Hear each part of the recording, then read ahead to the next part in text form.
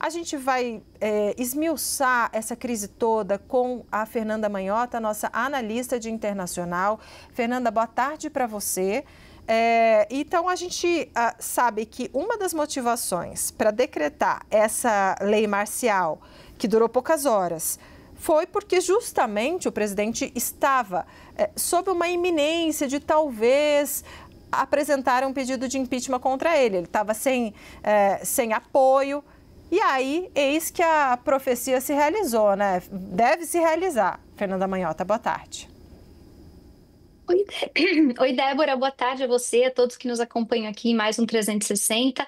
É exatamente como você descrevia, Débora. No fundo, esse é o derradeiro fim de um processo de desgaste político que já vem se arrastando desde a eleição. Ele foi eleito, como a gente explorou bastante ontem, em 2022, mas por uma margem muito estreita, né? Menos de 1% dos votos. Ele que é um outsider, uma pessoa que não tinha uma vida política pregressa e que desde o início do seu mandato tem sido confrontado com uma oposição muito vocal, sobretudo no legislativo, e que, claro, como você disse, tem colhido frutos, né, dessa série de desentendimentos, tanto com escândalos que envolvem a sua própria família, quanto também em relação às suas agendas, para as quais ele não tem apoio. Então, já se vislumbrava no horizonte que esse governo seria um governo difícil de se manter.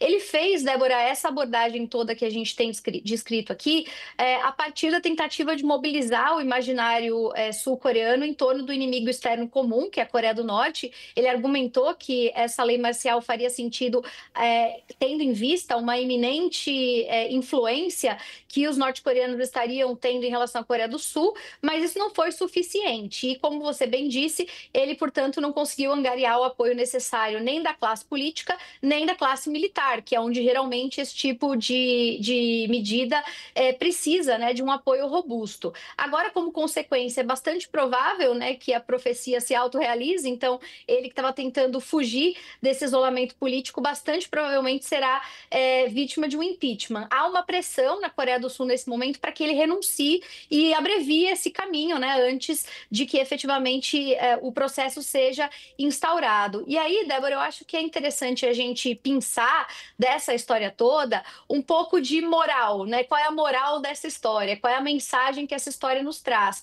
E a mensagem principal, que me parece que atrai a atenção de todo mundo, né, nos quatro cantos do planeta, é sobre a vulnerabilidade, a fragilidade das democracias, né? Quer dizer, a gente está falando de um país grande, importante economicamente, como você bem lembrou, um país que tem um passado, assim como o Brasil, de autoritarismo recente. A gente está falando de um país que se democratizou e se reorganizou institucionalmente ali a partir do final dos anos 70, então está, digamos, engatinhando na consolidação das suas próprias instituições, e dessa vez o tal chamado autogolpe, como muita gente gosta de se referir nesse tipo de caso, ele não foi adiante. Quer dizer, houve forças que impediram o avanço dessas medidas, mas bastava ter o apoio de um ou outro grupo da classe política ou militar, talvez ele tivesse sucesso nesse sentido, né, de limitar liberdades civis e alterar uma série de regras que vigoram no contexto de uma democracia liberal.